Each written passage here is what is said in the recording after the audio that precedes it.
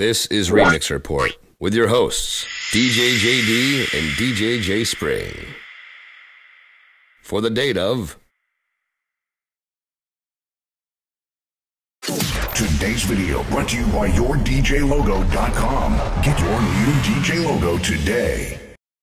Hey everyone, I'm DJ JD from Remix Report, and today we're going to do our intro to beats and bars and how they relate to DJing. Now, if you're new to DJing or haven't had any musical training, you may not know exactly what the terms beats and bars means. Maybe you do know, but you could use a little brushing up on exactly what DJs are talking about when they say a song has an 8-bar intro. Whichever side you fall on, this tutorial is meant to give all DJs a clear understanding of how to count beats and bars and why being able to count them accurately is important. While I try to explain beats and bars, I'm going to use some visual examples from the Serato offline player. I'm assuming that most people are using Serato, so I figure these visual aids might help make some sense out of things. Alright, so let's start with the beat.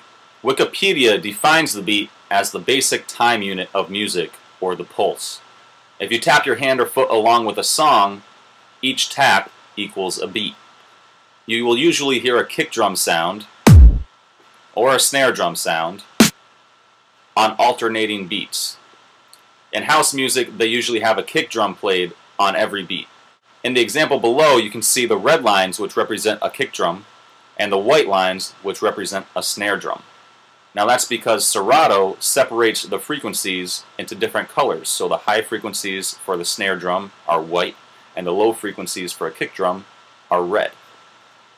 You can also see that they alternate back and forth, with a kick drum on one beat and a snare drum on the next beat, with that pattern repeating. Each one of those hits is a beat in the music. If you use the auto loop feature in Serato and press the 1 button, it will highlight a 1-beat loop, as you can see below. Now let's talk about the bar, or measure as it's called in standard music theory. A bar of standard music is made up of 4 beats. So that means that 4 beats equals 1 bar. In the example below, that would be a kick, snare, kick, snare. To help visualize this, you can press the 4-beat auto loop button in Serato, and that will highlight 1 bar. Once again, that's because 4 beats equals 1 bar. Now, if you were to count the beats in that bar, you would count them 1, 2, 3, 4.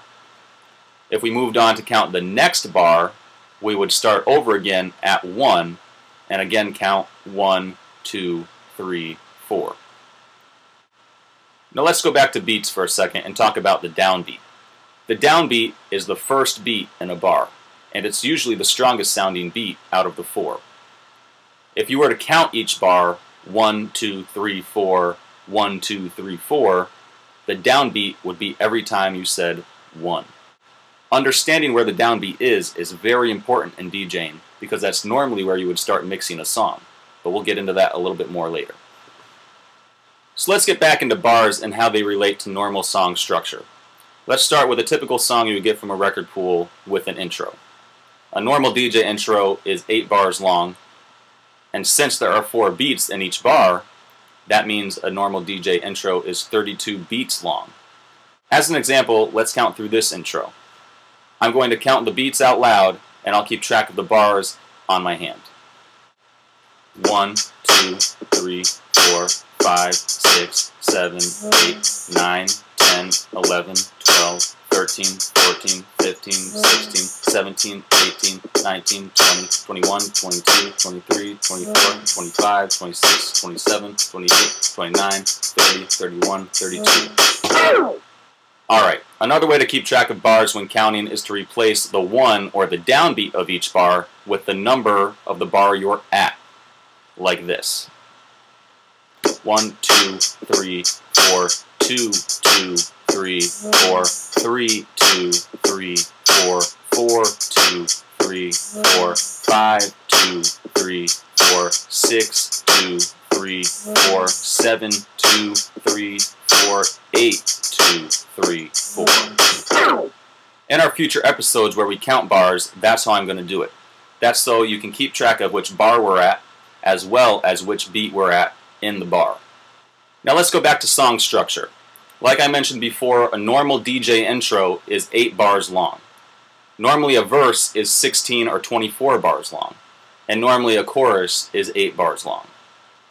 Now that means if you start a DJ intro on the downbeat of a chorus, the intro should end and the next song begin just as the previous song is ending, giving you the perfect mix.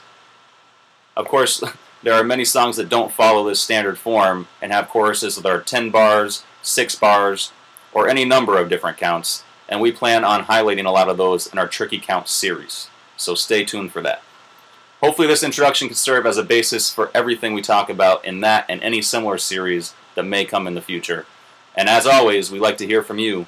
Please register and leave a comment at remixreport.com or email us at remixreport@gmail.com. Thanks for watching.